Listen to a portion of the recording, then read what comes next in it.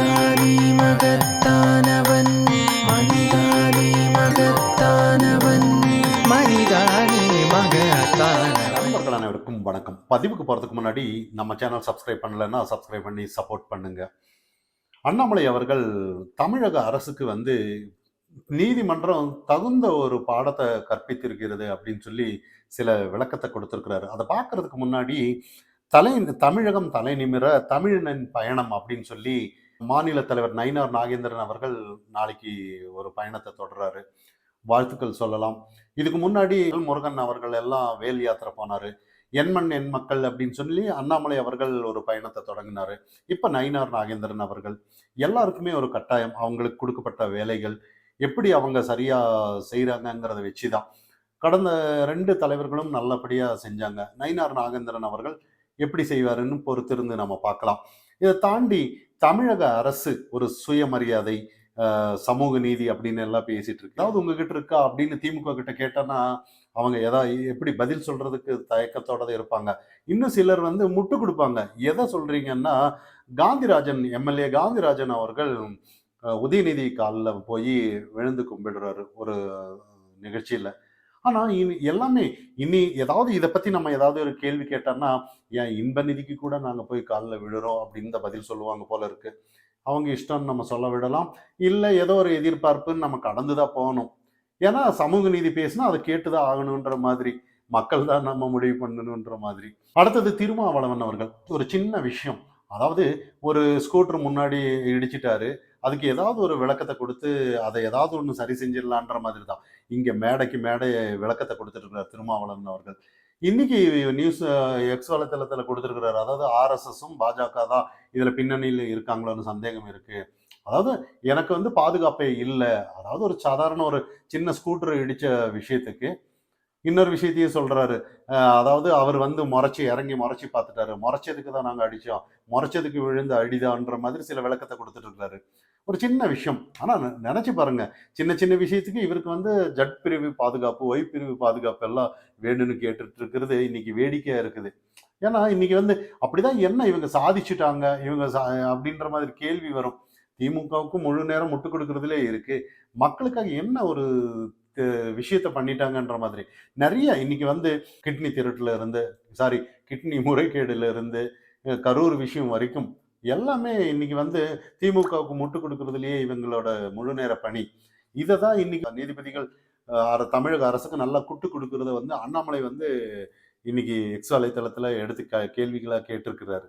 திமுக அரசின் அதிகார துஷ்பிரயோகத்துக்கும் அரசியல் காழ்ப்புணர்வுக்கும் மாண்புமிகு உச்சநீதிமன்றமும் மாண்புமிகு சென்னை உயர்நீதிமன்ற மதுரை கிளையும் தகுந்த பாடம் கற்பித்திருக்கிறார்கள்.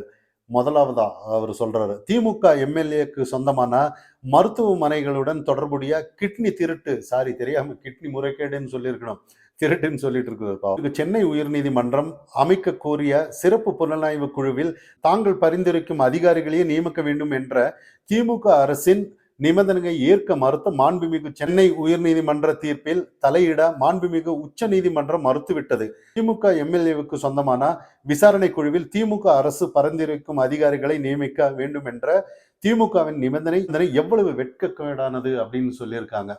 உண்மைதானே? இப்போ இதெல்லாம் இப்ப நிறைய நினைச்சிருக்காங்க, இதெல்லாம் யாருமே கேட்க மாட்டாங்க அப்படின்ற மாதிரி. ஆனா இன்னைக்கு சரியான ஒரு கேள்வியை கேட்டுட்டு இருக்கிறத நம்ம கவனிக்கிறோம். அடுத்தது பகுஜன் சமாஜ் கட்சி தலைவர் ஆம்ஸ்ட்ராங் அவர்களின் கொலை வழக்கை சிபிஐக்கு மாற்றும் சென்னை உயர்நீதிமன்ற உத்தரவை எதிர்த்து உச்ச நீதிமன்றத்தை அணுகிய திமுகவுக்கு அந்த வழக்கு பின்னடைவே ஏற்பட்டுள்ளது. சென்னை உயர்நீதிமன்றம் பிறப்பித்த உத்தரவை தடை செய்ய உச்ச நீதிமன்றம் மறுத்துவிட்டது. திரு ஆம்ஸ்ட்ராங் அவர்கள் கொலை வழக்கில் சிபிஐ விசாரணைக்கு திமுக அரசு ஏன் பயப்படுகிறது? அதாவது நல்லா யோசிச்சு பாருங்க. இன்னைக்கு இவங்க எந்த ஒரு அதிகாரியை அமைக்கிறாங்களோ அந்த அதிகாரிக்கு தான் விசாரணையை தொடங்கணுன்ற மாதிரி. ஏன் ஏதாவது நம்ம கேட்டோன்னா மடியில ஏதாவது ஒரு கனம் இருந்தாதான் ஏதாவது ஒரு பயம் இருக்குன்ற மாதிரி. அப்படி இல்லைன்னா ஏன் ஃப்ரீயா விடலாமேன்ற ஒரு கேள்வி சாதாரணமா வர்றது நமக்கு. நாலாவதா ஒரு விஷயம், வழக்கில் பின்பற்றப்பட வேண்டிய நடைமுறைகளில் 2 உயர்நீதிமன்ற நீதிபதிகள் மாறுபட்ட தீர்ப்புகளுக்கு பிறகு 3வது நீதிபதியான நீதியரசர் திரு விஜயகுமார் அவர்கள் நீதியரசர் ஸ்ரீமதி அவர்களின் கருத்துக்களுடன் உடன்பட்டு சிக்கந்தர் தர்காவில் விலங்குகளை பலியிடுவதை தடை செய்துள்ளார்கள். இந்த மலையை திருப்பரங்குன்றம் மலை என்றே தொடர்ந்து அழைக்க வேண்டும். ஒரே நாளில் டெல்லி முதல் மதுரை வரை திமுகவின் மனசாட்சியை விட வேகமாக நீதியும் தர்மம் திமுக துரத்தி கொண்டிருக்கிறது அப்படின்னு சொல்லி அண்ணாமலை அவர்கள் எக்ஸ் வலைத்தளத்துல பதிவிட்டிருக்கு. நிறைய விஷயங்கள் வந்து திமுகவுக்கு இன்னைக்கு எதிராக சில செயல்பாடுகள் இருக்கு. நீதிமன்றம் ஆனாலும் சரி, மக்கள் ஆனாலும் சரி, இன்னைக்கு ஒண்ணும் இல்லை. இப்ப திருமாவளவன்கள் வந்து அந்த இடத்துல வந்து எல்லாம் தெரியும், அந்த வீடியோ பார்த்துருப்பீங்கன்னு நினைக்கிறேன். அந்த இடத்துல வந்து நிறைய விஷயங்கள் இன்னைக்கு வந்து ஒரு மக்கள், அதாவது மற்ற டிவிகே கட்சி, விஜய் எல்லாத்துக்கு ஒரு தலைமை பண்பு இல்லைன்ற மாதிரி சில கருத்துக்களை சொல்லிட்டு இங்க வந்து ஏதோ ஒரு இவங்க எல்லாம் தலைமை பண்பு இருக்கிற மாதிரி நடிச்சிட்டு இருக்கிறது வந்து வேடிக்கையா இருக்குன்னு தான் நம்ம பார்க்கணும் இன்னைக்கு. ஏன்னா இன்னைக்கு வந்து ஆர்எஸ்எஸ், பிஜேபி இவங்களுக்கெல்லாம் இதுதான் வேலையா, திருமாவளவன் அவர்களை தாக்குறது தான் வேலையான்ற மாதிரி 100வது ஆண்டு காலத்தை அடி எடுத்து வைக்கிறாங்க. இன்னும் யாரோ சொன்ன மாதிரி சின்ன சின்ன விஷயத்துக்கெல்லாம் அவங்களுக்கெல்லாம் 1008 வேலை இருக்குன்ற மாதிரி நம்ம பேசணும். தமிழக அரசுக்கு வந்து இவ்வளவு நெருக்கடி இருந்து கூட தமிழகம் வந்து தலைக்குனிய விட மாட்டோம் அப்படின்னு சொல்றது வந்து உண்மையிலேயே வேடிக்கையா இருக்கிறது தான் நம்ம கவனிக்கிறோம். 4½ ஆண்டு சும்மா இருந்துட்டு இன்னைக்கு இல்ல 6 மாசம் இருக்கு, இப்ப வந்து தலை குனிய மாட்டோம் அப்படின்னு சொல்றது வேடிக்கையா இருக்கு. நிறைய விஷயம் இன்னைக்கு ராம ஸ்ரீனிவாசன் எல்லாம் சொல்லியிருந்தாரு. அதாவது நிறைய, அதாவது திராவிட மாடல், அதாவது கடன் வாங்குறதுல முதல் மாநிலமா இருக்கு. அதே பெண்களுக்கு பாதுகாப்பு இல்லை, தற்கொலை அதிகமா இருக்கு, சட்ட ஒழுங்கு பிரச்சனை, எல்லாமே பின்தங்கிய மாநிலமா தமிழகம் இருந்திருக்கு. இது எல்லாத்துக்கும் காரணம் திராவிட மாடல் தான் அப்படின்னு சொல்லிட்டு இருக்கிறத நம்ம கவனிக்கலாம். ஆனா தொடர்ந்து இவ்வளவு நெருக்கடி எது வேண்டுமானாலும் நடக்கலாம். அதாவது சிபிஐ விசாரணைக்கு போனாலும் கூட இங்க நிறைய கிட்னி முறைகேடு அது இதுன்னு சொல்லிட்டு இருக்கவங்க எல்லாம் கூட என்ன வேண்டுமானாலும் நடக்கலாம் தமிழக அரசுக்கு எதிராக. ஆனா இதெல்லாம் மூடி மறைக்கதா இன்னைக்கு வந்து ஏதோ ஒரு நாடகம் காசாவுக்கு இவங்க வந்து காசா இஸ்ரேலுக்கு எதிராக சில போராட்டங்களை நடத்திட்டு இருக்காங்க. ஆனா இன்னும் நிறைய பேர் விஷயத்த சொல்லிட்டு இருக்காங்க. அதாவது அங்க போராடுறவங்க எல்லாம் வரைபடத்துல காசா எங்க இருக்கு, இஸ்ரேல் எங்க இருக்குன்னா அவங்களுக்கு தெரியாது அப்படின்னு சில விஷயத்த சொல்றதெல்லாம் நம்ம கவனிக்கிறோம். இன்னைக்கு தொடர்ந்து அண்ணாமலை அவர்கள் வந்து தமிழக அரசுக்கு எதிராக டெய்லி ஒரு அறிக்கையில வந்து அந்த அளவுக்கு இதுக்கு முன்னாடி உள்ளூர் அரசியல் ஊசலாடிட்டு இருக்கும்போது காசாவுக்கு போயிட்டீங்களே உலக அரசியல் கேடா அப்படின்னு உண்மையிலேயே ஒரு அது ஒரு விஷயம் வந்து அண்ணாமலை கேட்டது வந்து உண்மையான ஒரு அர்த்தம் தான். அது நமக்கே ஒரு கூச்சமா இருக்கும் அதை பார்த்தான்னா. அதாவது இதுக்கு எதுக்கு வெள்ளன்னு சொல்லி அலையறீங்கன்ற மாதிரி ராம ஸ்ரீனிவாசன் அவர்கள் சொல்லிட்டு இருந்தாரு. 4½ ஆண்டு அமைதியா இருந்துட்டு இன்னைக்கு வந்து தலை குனிய மாட்டோம் அப்படின்னு நீங்க வர்றீங்க அப்படின்னு விஷயத்தெல்லாம். அப்போ இந்த இடத்துல வந்து முழுக்க முழுக்க தமிழக அரசு இன்னைக்கு கூட டெய்லி, அதாவது ஒரு ஊடகத்தை வச்சு ஏதோ ஒன்று திசை மாத்திரலான்னு முயற்சி பண்ணாங்க.